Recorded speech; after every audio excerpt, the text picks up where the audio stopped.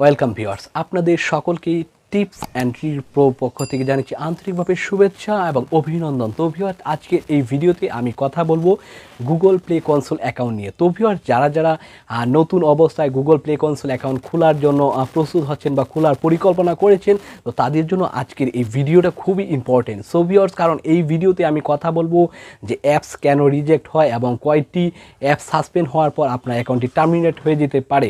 এবং ভিউয়ার্স, আজকের এই ভিডিওটি আপনারা সম্পূর্ণ দেখার পর নিজেরা চিন্তা করতে পারবেন বা বুঝে নিতে পারবেন আপনি কি গুগল প্লে কনসোল অ্যাকাউন্ট চালানোর কি যোগ্য নয়। তো ভিউয়ার্স, আমি ফার্স্টে বলবো আমি কিছুদিন পূর্বে একটি গুগল প্লে অ্যাকাউন্ট খুলেছিলাম এবং সেই অ্যাকাউন্টটি খোলার পর আমার একটি হিউজ পরিমাণ একটি অভিজ্ঞতা অর্জন হয়েছে এই গুগল প্লে কনসোলের উপর থেকে। তো ভিউয়ার্স, আমি সাজেস্ট করব যারা আপনারা গুগল প্লে কনসোল অ্যাকাউন্ট খুলছেন, আপনারা কি সম্পূর্ণ অ্যাপস ডেভেলপার, যে আপনাদের অ্যাপস সম্বন্ধীয় টোটাল মনে করেন যে একটি অ্যাপস তৈরি করার জন্য সর্বোচ্চ অভিজ্ঞতা কি আপনাদের আছে, থাকলে অবশ্যই আপনি একটি গুগল প্লে কনসোল অ্যাকাউন্ট খোলার জন্য উপযুক্ত বা যোগ্য। কেননা ভিউয়ার্স, আমি এখন যে কথাটিগুলো বলবো এটি খুবই ইম্পর্টেন্ট এবং অবশ্যই আপনাদের যদি আপনি গুগল প্লে কনসোল অ্যাকাউন্ট খুলতে চান তাহলে অবশ্যই এই ভিডিওটি আপনি সম্পূর্ণ দেখবেন।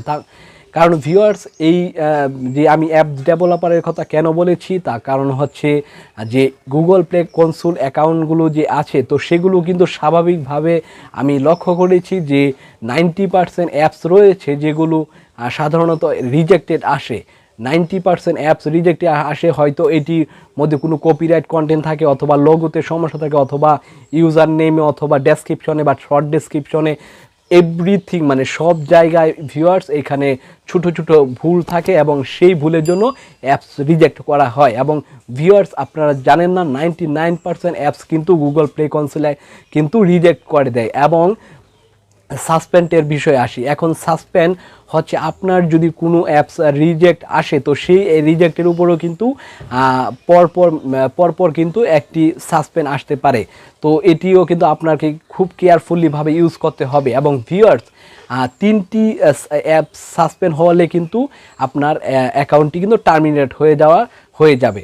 তো সেই ক্ষেত্রে আপনি একটি সাসপেন্ড পেলেও কিন্তু আপনার অ্যাকাউন্টটি টার্মিনেট হওয়ার সম্ভাবনা থাকে এবং হবে মাস্ট বি। যেটি হচ্ছে কোন অ্যাপসটি সাসপেন্ড হলে আপনার অ্যাকাউন্টটি টার্মিনেট হবে, যেই অ্যাপসটি আপনার গুগল প্লে কনসোলে অ্যাপ্রুভাল হয়েছে এবং সেই অ্যাপসটি যদি একটি অ্যাপ যদি সাসপেন্ড হয়ে যায় সেইখানে অ্যাপ্রুভ হওয়ার পর কোনো ইস্যুর কারণে, তাহলে কিন্তু আপনার একটা সাসপেন্ডের ফলেই কিন্তু আপনার অ্যাকাউন্টটি টার্মিনেট হয়ে যাবে।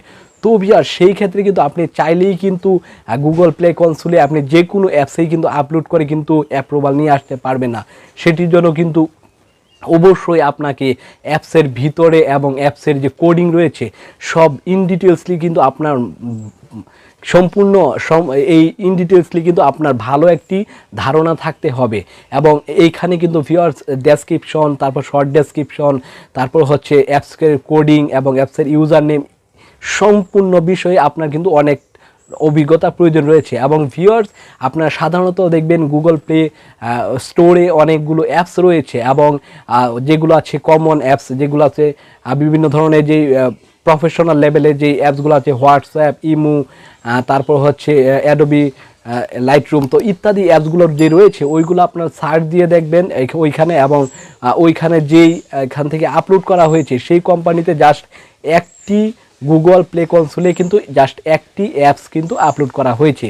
তো এটি আসলে কেন করা হয়েছে, এইখানে আপনারা যদি যারা অ্যাভেলেবেল অ্যাপস আপলোড করে তাদের কিন্তু ভিউয়ার্স 99% অ্যাপস কিন্তু রিজেক্ট আসে। তো সেই ক্ষেত্রে তারা কিন্তু একজন অভিজ্ঞ অ্যাপস ডেভেলপারের মাধ্যমে কেবলমাত্র একটি গুগল প্লে কনসোল অ্যাকাউন্ট খুলেন এবং গুগল যে অ্যাপস রয়েছে, তাদের যে হোয়াটসঅ্যাপ বা যে কোনো একটি অ্যাপস রয়েছে ব্র্যান্ডে, তো সেই অ্যাপসটি কিন্তু আপলোড করার পর ভিউয়ার্স তখন কিন্তু তারা কোনো সমস্যা হলে কিন্তু ওই ডেভেলপারের মাধ্যমে এই সমস্যাটি সমাধান করে। তো ভিউয়ার্স, আপনি যদি সাধারণ একজন পার্সন হয়ে যদি চিন্তা করেন গুগল প্লে কনসোল অ্যাকাউন্ট খুলে আপনি যে কোনো অ্যাপস সিম্পল অ্যাপস আপলোড করে ফেলবেন, কিন্তু সেগুলো অ্যাপ্রুভাল আসবে না। তো ভিউয়ার্স, এই বিষয়টি কিন্তু খুবই ইম্পর্টেন্ট এবং বিবেচনার বিষয়। কারণ যেহেতু আপনি এখানে $25 মাধ্যমে অ্যাকাউন্টটি খুলছেন, তো সেই ক্ষেত্রে কিন্তু আপনাকে এই বিষয়টি বিবেচনা করতে হবে।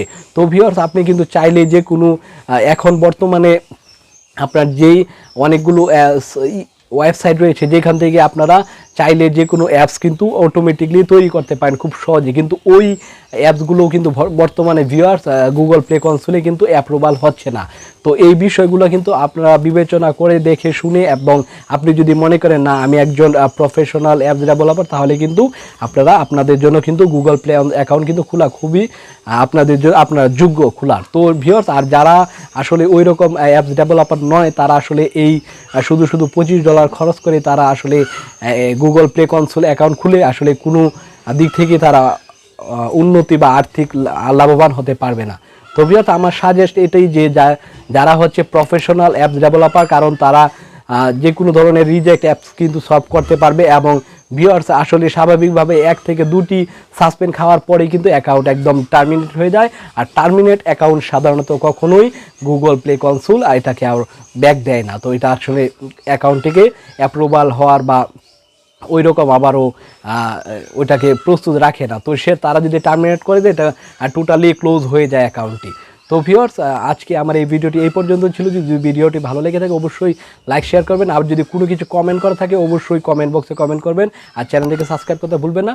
ধন্যবাদ সবাইকে, বাই বাই।